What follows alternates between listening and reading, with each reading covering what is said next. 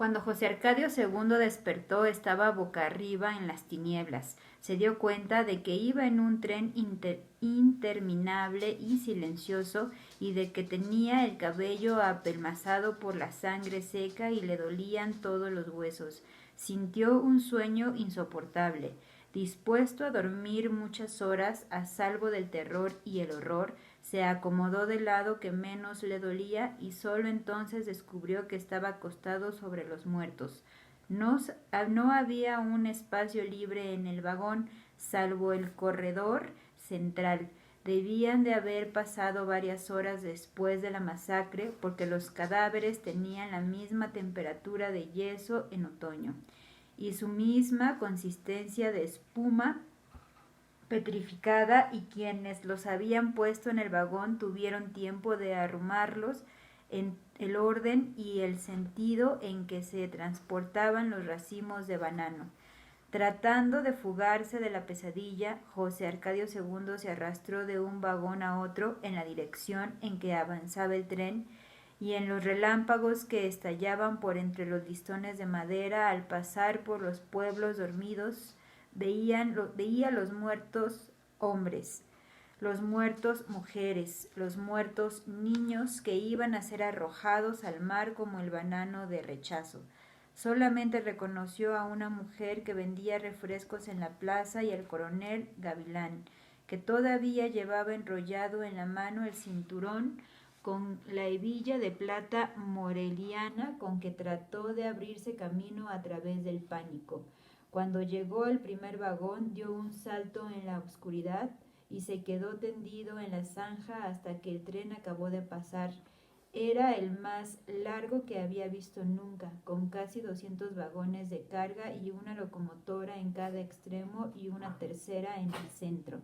No llevaba ninguna luz, ni siquiera las rojas y verdes lámparas de posición, y se deslizaba a una velocidad nocturna y sigilosa. Encima de los vagones se veían los bultos oscuros de los soldados con las ametralladoras emplazadas. Después de medianoche se precipitó un aguacero torrencial. José Arcadio II ignoraba dónde había saltado, pero sabía que caminando en sentido contrario al del tren llegaría a Macondo. Al cabo de más de 3 horas de marcha, empapado hasta los huesos, con un dolor de cabeza terrible, divisó las primeras casas a la luz del amanecer. Atraído por el olor del café, entró en una cocina donde una mujer con un niño en brazos estaba inclinada sobre el fogón. «Buenos días», dijo exhausto. «Soy José Arcadio II, buen día». Pronunció el nombre completo letra por letra para convencerse de que estaba vivo. Hizo bien, porque la mujer había pensado que era una aparición al ver en la puerta la figura escuálida, sombría, con la cabeza y las ropas sucias de sangre y tocada por la solemnidad de la muerte. Lo conocía.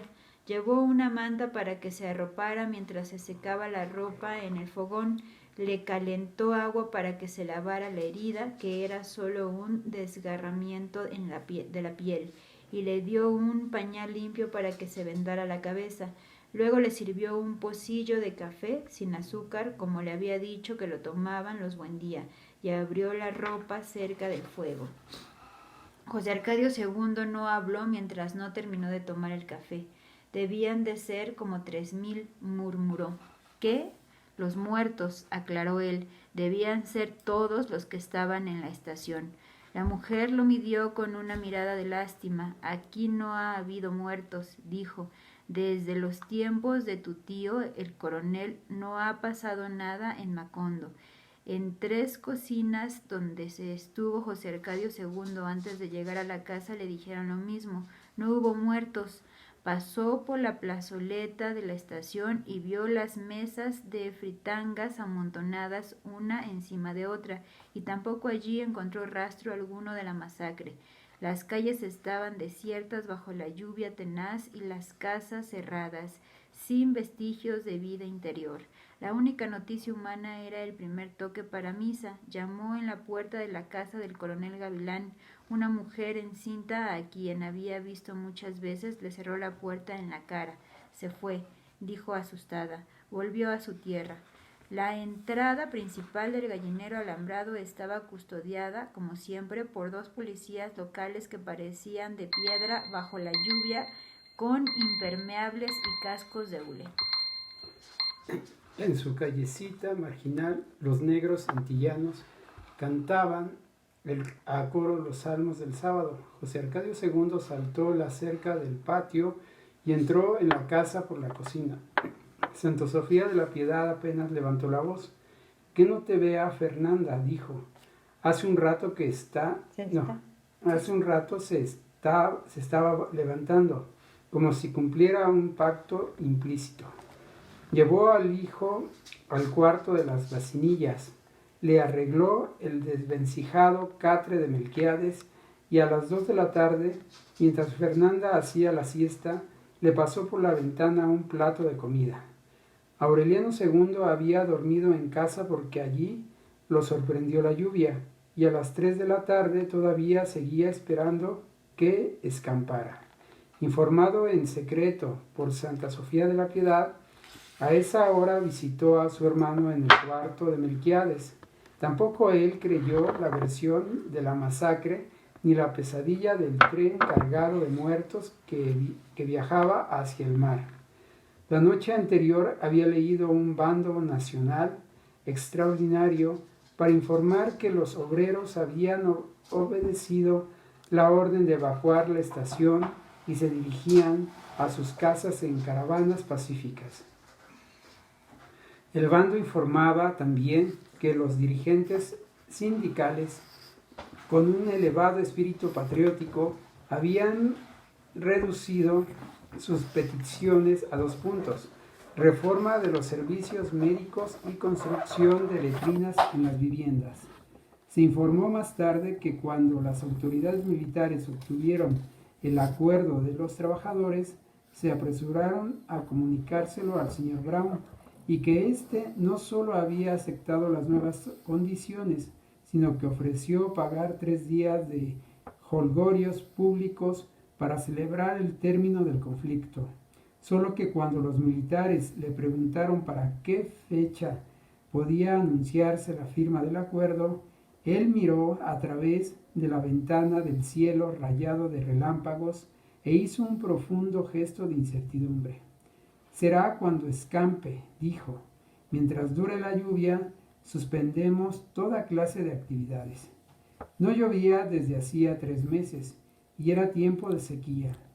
Pero cuando el señor Brown anunció su decisión, se precipitó en toda la zona bananera el aguacero torrencial que sorprendió a José Arcadio II en el camino de Macondo. Una semana después seguía lloviendo. La versión oficial, 1000 veces repetida y machacada en todo el país, por cuanto medio de divulgación encontró el gobierno a su alcance, terminó por imponerse. No hubo muertos. Los trabajadores satisfechos habían vuelto con sus familias y la compañía bananera suspendía actividades mientras pasaba la lluvia. La ley marcial continuaba, en previsión de que fuera necesario aplicar medidas de emergencia para la calamidad pública del aguacero interminable. Pero la tropa estaba acuartelada. Durante el día los militares andaban por los torrentes de las calles con los pantalones enrollados a media pierna, jugando a los naufragios con los niños. En la noche, después del toque de queda, derribaban puertas a culatazos, sacaban a los sospechosos de sus camas y se los llevaban a un viaje sin regreso.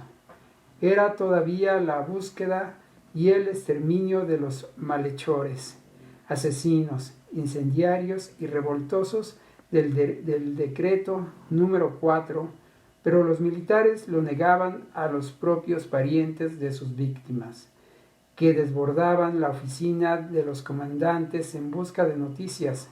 «Seguro que fue un sueño», insistían los oficiales. «En Macondo no ha pasado nada, ni está pasando ni pasará nunca. Este es un pueblo feliz». Así consumaron el exterminio de los jefes sindicales. El único sobreviviente fue José Arcadio II, Una noche de febrero se oyeron en la puerta los golpes inconfundibles de las culatas. Aureliano II, que seguía esperando que escampara para salir, les abrió a 6 soldados al mando de un oficial, empapados de lluvia, sin pronunciar una palabra.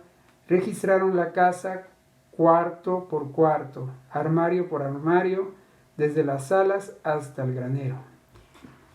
Úrsula despertó cuando encendieron la luz del aposento y no exhaló un suspiro mientras duró la requisa, pero mantuvo los dedos en cruz, moviéndolos hacia donde los soldados se movían.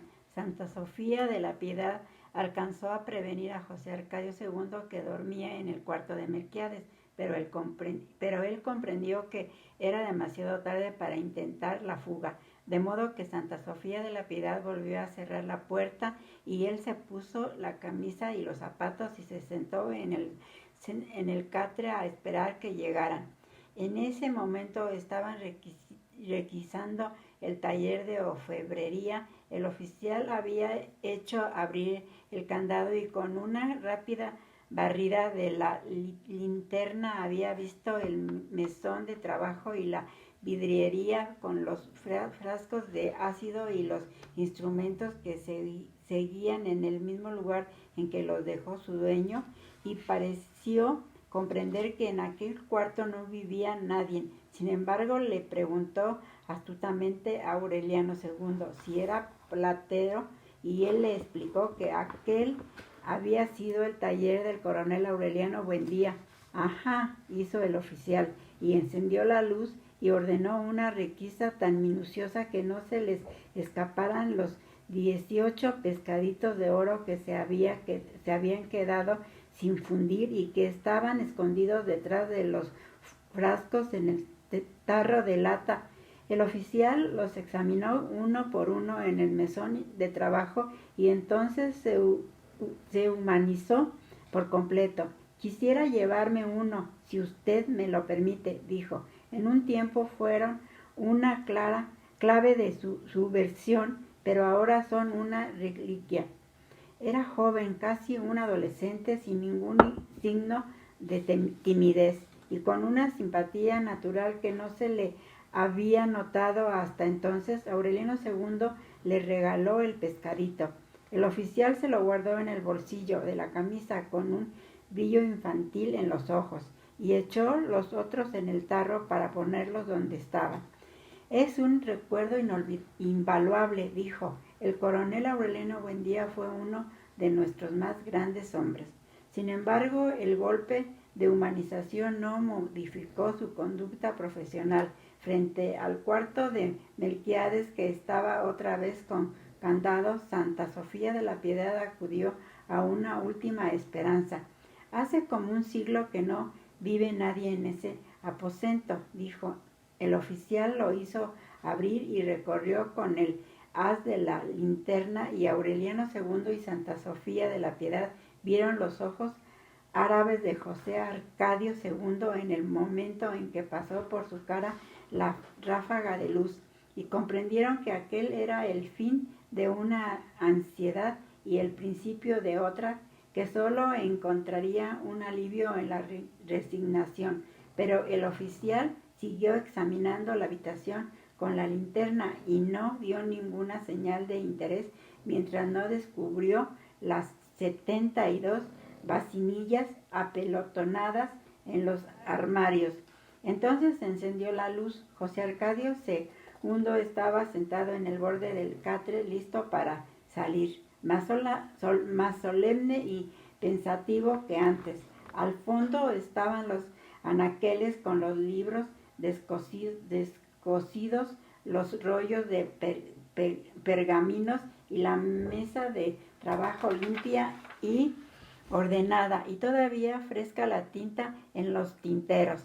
Había la misma pureza en el aire, la misma diafanidad, en el mismo privilegio contra el polvo y la destrucción que conoció Aureliano II en la infancia y que solo el coronel Aureliano Buendía no pudo percibir pero el oficial no se interesó sino en las vacinillas. ¿Cuántas personas viven en esta casa?, preguntó. 5. El oficial evidentemente no entendió. Detuvo la mirada en el espacio donde Aureliano II y Santa Sofía de la Piedad seguían viendo a José Arcadio II, y también éste se dio cuenta de que al militar lo estaba mirando sin verlo. Luego apagó la luz y ajustó la puerta. Cuando les habló a los soldados, entendió Aureliano II que el joven militar había visto el cuarto con los mismos ojos con que lo vio el coronel Aureliano Buendía. Es verdad que nadie ha estado en ese cuarto por lo menos en un siglo, dijo el oficial a los soldados. Ahí debe haber hasta culebras. Al cerrarse la puerta, José Arcadio II tuvo la certidumbre de que su guerra había terminado. Años antes, el coronel Aureliano Buendía le había hablado de la fascinación de la guerra y había tratado de demostrarla con ejemplos incontables sacados de su propia experiencia. Él le había creído, pero la noche en que los militares lo miraron sin verlo, mientras pensaba en la tensión de los últimos meses, en la miseria de la cárcel, en el pánico de la estación y en el tren cargado de muertos, José Arcadio II llegó a la conclusión de que el coronel Aureliano Buendía no fue más que un farsante o un imbécil. No entendía que hubiera necesitado tantas palabras para explicar lo que se sentía en la guerra, si con una sola bastaba: miedo. En el cuarto de Melquiades, en cambio, protegido por la luz sobrenatural, por el ruido de la lluvia, por la sensación de ser invisible, encontró el reposo que no tuvo un solo instante de su vida anterior, y el único miedo que persistía era el de que lo enterraran vivo. Se lo contó a Santa Sofía de la Piedad, que le llevaba las comidas diarias, y ella le prometió luchar por estar viva hasta más allá de sus fuerzas para asegurarse de que lo enterraran muerto. A salvo de todo temor, José Arcadio II se dedicó entonces a repasar muchas veces los pergaminos de Melquiades, y tanto más a gusto cuanto menos los entendía.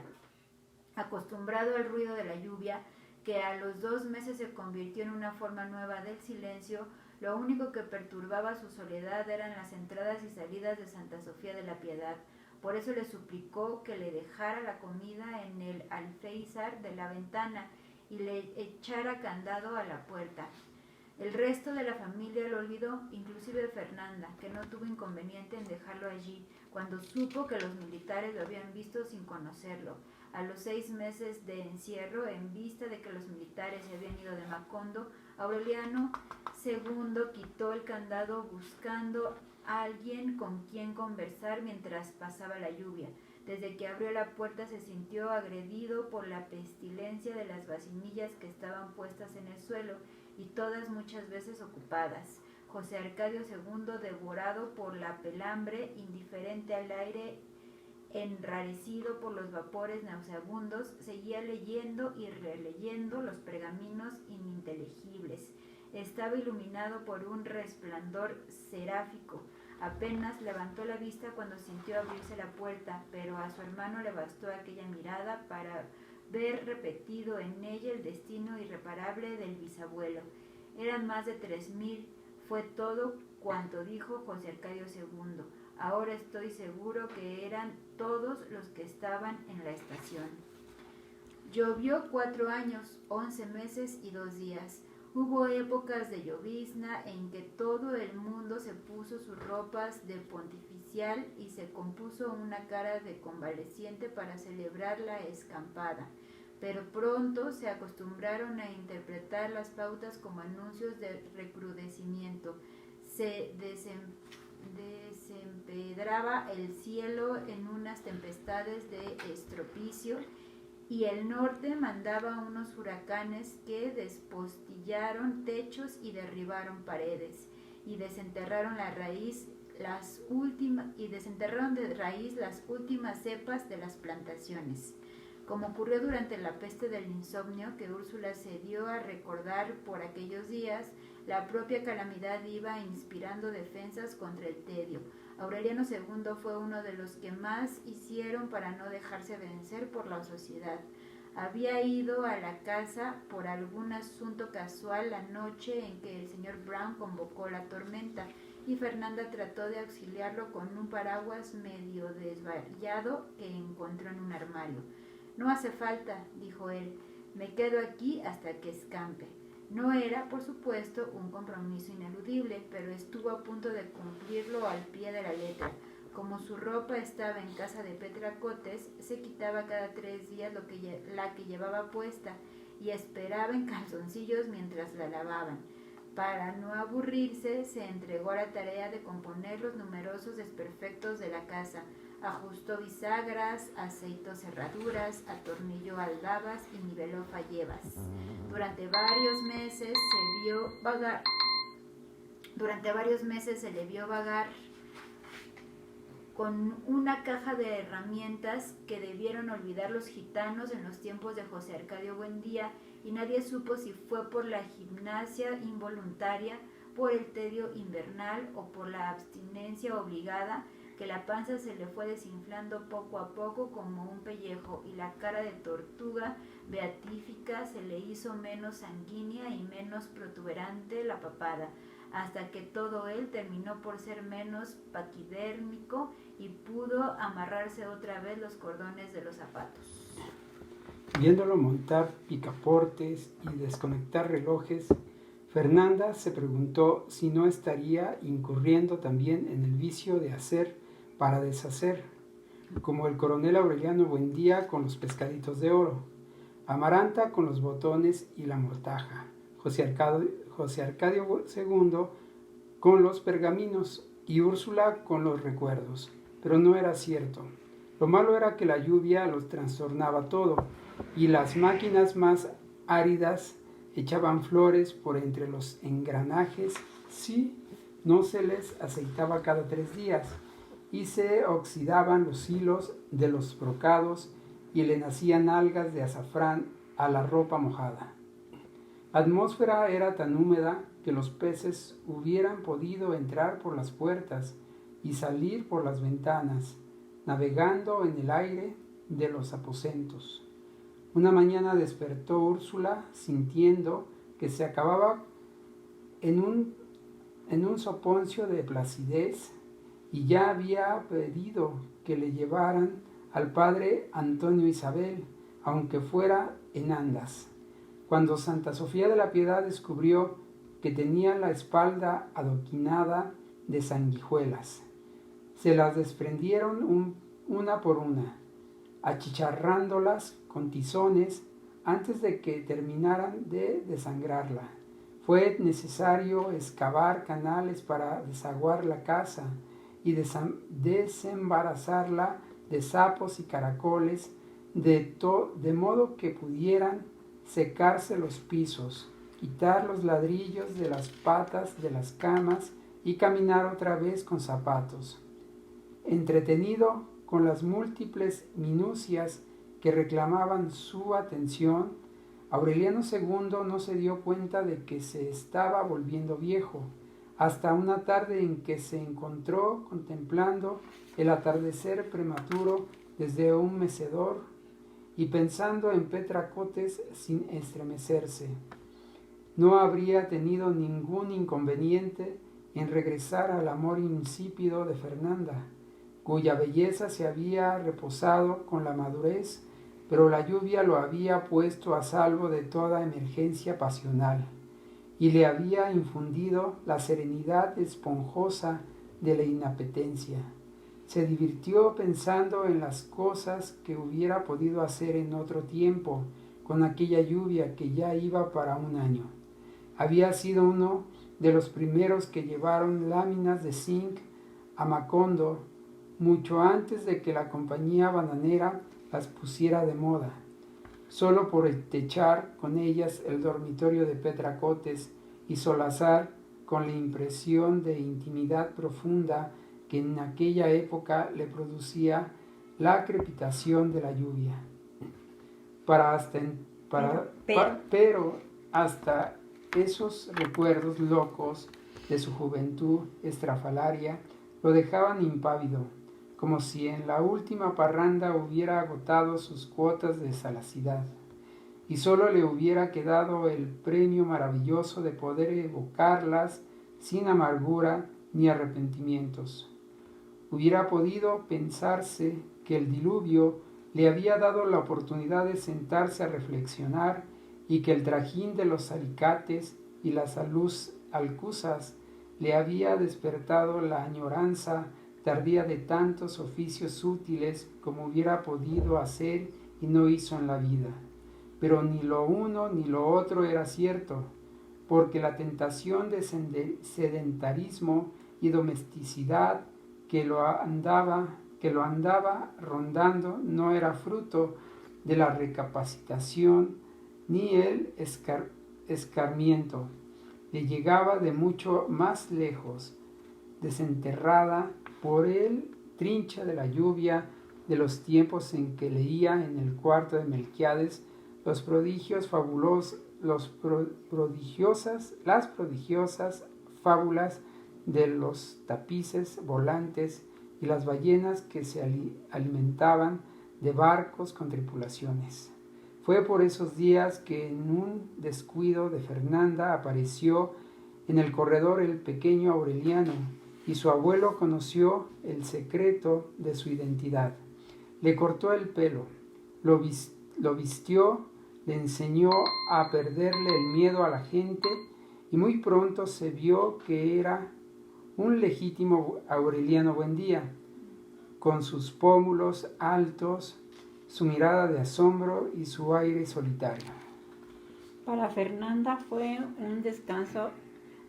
Hacía tiempo que había medido la magnitud de su soberbia, pero no encontraba cómo remediarla, porque mientras más pensaba en las soluciones menos racionales le parecían. De haber sabido que Aureliano II iba a tomar las cosas como las tomó, con una buena complacencia de abuelo, no le habría dado tantas vueltas ni tantos plazos, sino que desde el año anterior se hubiera liberado de la mortificación. Para Amaranta Úrsula, que ya había mudado los dientes, el sobrino fue como un juguete escurridizo que la consoló del tedio de la lluvia. Aureliano II se acordó entonces de la enciclopedia inglesa que nadie había vuelto a tocar en el antiguo dormitorio de Meme. Empezó por mostrarles las láminas a los niños, en especial las de animales, y más tarde los mapas y las fotografías de países remotos y personajes célebres. Como no sabía inglés y como apenas podía distinguir las ciudades más conocidas y las personalidades más corrientes, se dio a inventar nombres y leyendas para satisfacer la curiosidad insaciable de los niños. Fernanda creía de veras que su esposo estaba esperando a que escampara para volver con la concubina. En los primeros meses de la lluvia terminó que él intentará deslizarse hasta su dormitorio y que ella iba a pasar por la vergüenza de revelarle que estaba incapacitada para la reconciliación desde el nacimiento de Amaranta Úrsula. Esa era la causa de su ansiosa correspondencia con los médicos invisibles, interrumpida por los frecuentes desastres del correo. Durante los primeros meses, cuando se supo que los trenes se descarrilaban en la tormenta, una carta de los médicos invisibles le indicó que se estaba perdiendo las suyas. Más tarde, cuando se interrumpieron los contactos con sus corresponsales ignotos, había pensado seriamente en ponerse la máscara de tigre que usó su marido en el carnaval sangriento para hacerle examinar con un nombre ficticio por los médicos de la compañía bananera. Pero una de las tantas personas que pasaban a menudo por la casa llevando las noticias ingratas del diluvio le había dicho que la compañía estaba desmantelando sus dispensarios para llevárselos a tierras de escampada. Entonces perdió la esperanza. Se resignó a aguardar que pasara la lluvia y se normalizara el correo, y mientras tanto se aliviaba de sus dolencias secretas con recursos de inspiración, porque hubiera preferido morirse a ponerse en manos del único médico que quedaba en Macondo. El francés extravagante que se alimentaba con hierba para burros se había aproximado a Úrsula confiando en que ella conociera algún paliativo para sus quebrantos, pero la tortuosa costumbre de no llamar las cosas por su nombre la llevó a poner lo anterior en lo posterior y a sustituir lo parido por lo expulsado, y a cambiar flujos por ardores para que todo fuera menos vergonzoso. De manera que Úrsula concluyó razonablemente que los trastornos no eran uterinos, sino intestinales, y le aconsejó que tomara en ayunas una papeleta de calomel, de no haber sido por ese padecimiento que nada hubiera tenido de pudendo para alguien que no estuviera también enfermo de pudibundez, y de no haber sido por la pérdida de las cartas. A Fernanda no le habría importado la lluvia, porque al fin de cuentas toda la vida había sido para ella como si estuviera lloviendo. No modificó los horarios ni perdonó los ritos cuando todavía estaba la mesa alzada sobre ladrillos y puestas las sillas sobre tablones para que los comensales no se mojaran los pies. Ella seguía sirviendo con manteles de lino y vajillas chinas, y prendiendo los candelabros en la cena, porque consideraba que las calamidades no podían tomarse de pretexto para el relajamiento de las costumbres.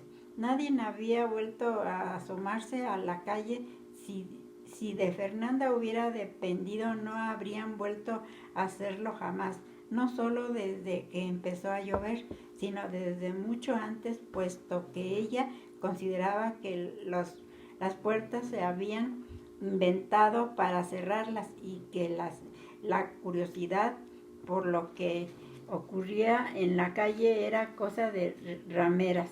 Sin embargo, ella fue la primera en asomarse cuando avisaron que estaba pasando el entierro del coronel Gerineldo Márquez, aunque lo que vio entonces por la ventana entreabierta la dejó en tal estado de aflicción que durante mucho tiempo estuvo arrepintiéndose de su debilidad. Listos, chavos.